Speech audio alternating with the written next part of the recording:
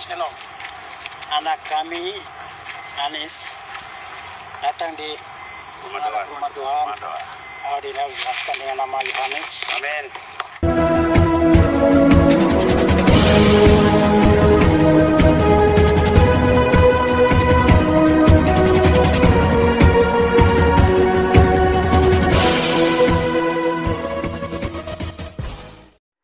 Ya, shalom bagi kita semua dimanapun kita berada pada saat ini. Kiranya kita semua tetap berada dalam keadaan sehat dan apapun yang merupakan aktivitas kita sepanjang hari ini, kiranya Tuhan Yesus memberkati. Dan kembali berjumpa lagi di channel kita ini, yaitu Semayan Yasin. Terima kasih buat teman-teman semua dan juga para sahabat yang sudah mendukung perkembangan channel ini dengan setia. Dan kiranya kita tetap menggunakannya untuk menjadi berkat bagi semua orang. Nah teman-teman, pada video kali ini saya akan membahas di mana mantan gubernur DKI Jakarta Anies Baswedan telah diberikan dia nama baptisan. Nah, saya melihat lewat di beranda YouTube saya ada satu channel yang memberikan judul bahwa nama baptisan Anies Baswedan itu adalah Yohanes. Ketika dia berkunjung di daerah Papua dan di situ ada kelompok atau ada gereja atau ada umat Kristianin yang memberikan nama kepada Anies Baswedan yang bernama Yohanes. Nah teman-teman, sebelumnya mari kita simak saja videonya yang berikut ini. Pakai seni pun, saya. Siap. Salah satu Wonderful besar, Centani.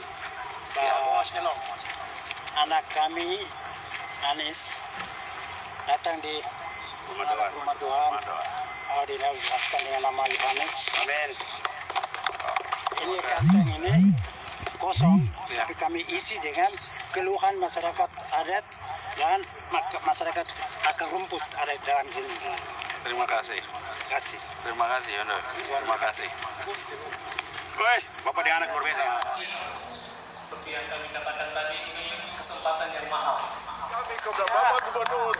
Oh, haleluya. Terima kasih. Terima kasih. Terima kasih. Masya Allah. Terima kasih. Terima kasih. Kita sebagai kita juga kami melihat bahwa Bapak Gubernur kita, Bapak Anies Baswedan, sebagai Bapak usaha, itu sebetulnya kami akan memberikan apresiasi kepada Bapak dan kami bisa terima. Apresiasi Waduh. dengan Terima kasih. Terima kasih.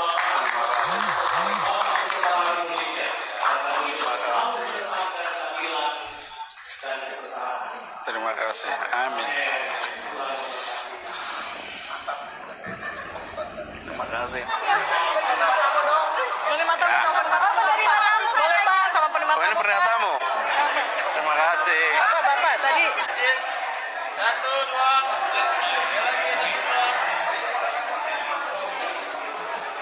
Oke. Makasih banyak, Pak. Nah, jadi itu dia videonya teman-teman. Kita sudah menonton, kita sudah mendengarkan di mana Anies Baswedan itu diberikan nama Yohanes atau Yohanes dalam bahasa Yunaninya. Nah, yang artinya Yohanes itu memiliki arti sendiri, yaitu Tuhan Maha Baik atau Tuhan Maha Pengasih.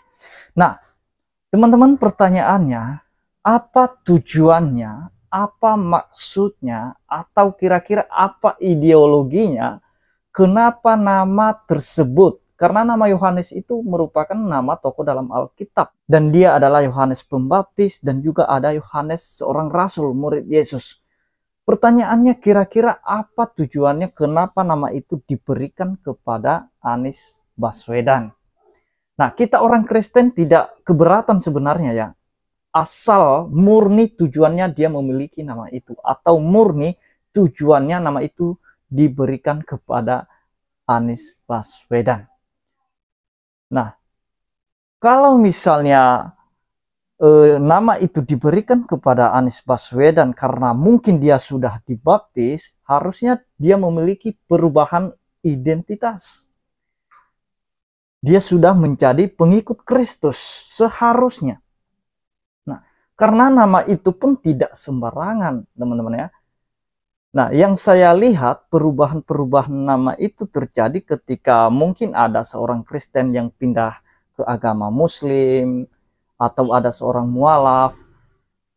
Nah, kalau mungkin dulu namanya adalah Lukas, ketika dia menganut agama Islam, dia diberikan nama mungkin Abu Bakar namanya. Nah, jadi ada tujuannya, ada ideologinya kenapa nama itu diberikan kepada seseorang. Nah, jadi kalau nama itu diberikan dengan sembarangan kepada Anies, tanpa dibaptis, tanpa menjadi pengikut Kristus, itu sebenarnya tidak mungkin ya, tidak bisa dibuat seperti itu oleh orang-orang Kristen. Tidak boleh sembarangan. Jangan sampai gedung gereja, jangan sampai kekristenan itu menjadi tempat untuk orang-orang berpolitik, teman-teman. Nah, kita tahu bahwa Anies Baswedan sudah dideklarasikan menjadi salah satu calon presiden di tahun 2024. Jadi yang mendeklarasikan pun baru satu partai, Nasdem. Yang lain masih belum. Tetapi pada faktanya Anies sudah memulai kampanye di mana-mana, sudah membuat star untuk bersosialisasi di mana-mana, kunjungin gereja di mana-mana. Apa tujuannya?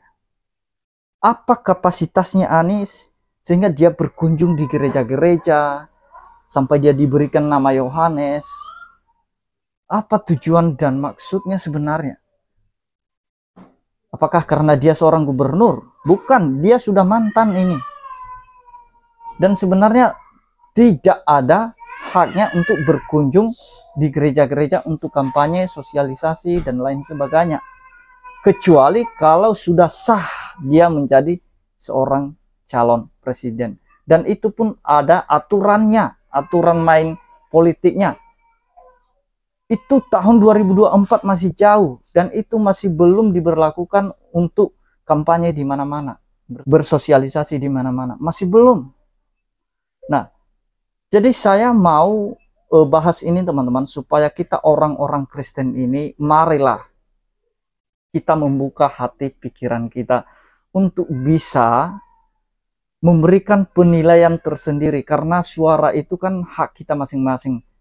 Yang mana mau kita pilih nanti di tahun 2024 itu hak masing-masing orang, dan itu tidak boleh diintimidasi, tidak boleh diintervensi.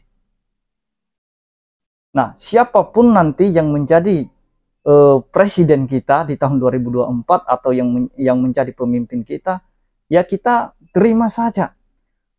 Tetapi ini sebenarnya Anies ini sudah melanggar aturan menurut saya ya. Karena sebenarnya masih belum waktunya untuk berkampanye di mana-mana. Tetapi dia sudah memulai startnya. Nah, jadi mari teman-teman, saya tidak mau berkata kepada kita semua, jangan pilih. Saya tidak mau begitu. Kita sendiri yang bisa memberi penilaian terhadap siapa yang akan menjadi pemimpin kita nanti. Hanya saja yang saya tidak setuju ini, kalau gereja-gereja atau kekristenan itu dijadikan sebagai sarang politik, tempat untuk berpolitik. Padahal sebelum-sebelumnya Kristen itu tidak mau ikut campur dalam berpolitik. Nah, jangan sampai dimanfaatkan agama itu untuk berpolitik, teman-teman. Kita sudah tahu sebelum-sebelumnya saudara-saudara kita, oh, mereka demo atas nama agama. Apa-apa atas nama agama. Apa-apa atas nama agama. Jadi kita tidak mau seperti itu agama kita. Jangan sampai nilai keagamaan kekristenan itu menjadi hancur di mata kita. Hanya karena politik. Hanya karena dipakai untuk menjadi sarang politik. Jadi saya kurang tahu apakah Anies Baswedan ini sudah dibaptis atau belum. Saya kurang tahu.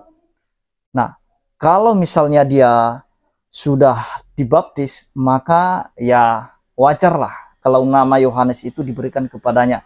dan seharusnya dia sah berubah identitas menjadi pengikut Kristus, karena tidak sembarangan nama tokoh dalam Alkitab itu diberikan kepada orang yang tidak percaya dengan Alkitab.